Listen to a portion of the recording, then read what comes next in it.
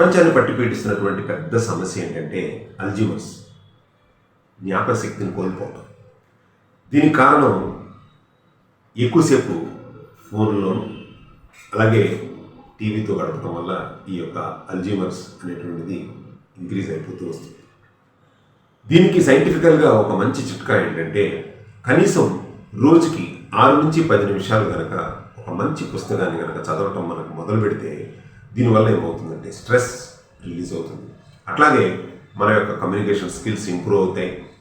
అట్లాగే మనకి యొక్క మెమరీ ఎన్హాన్స్మెంట్ అనేటువంటిది, కాన్సన్ట్రేషన్, అలాగే మనం స్ట్రెస్ నుంచి కూడా రిలీఫ్ అవుతాం. కాబట్టి దయచేసి రోజుకి కనీసం 6 నుంచి 10 నిమిషాలకి ఒక మంచి పుస్తకాన్ని, ఇన్స్పిరేషనల్ బుక్ అయి ఉండొచ్చు, లేకపోతే కనుక ఒక హెల్త్ ఇన్ఫర్మేటివ్ బుక్ అయి ఉండొచ్చు, ఇలాంటి చదవటం వల్ల కమ్యూనికేషన్ స్కిల్స్ అయి ఉండొచ్చు. దీనివల్ల మనకి ఎన్నో ప్రయోజనాలు అనేటువంటివి ఉంటాయి.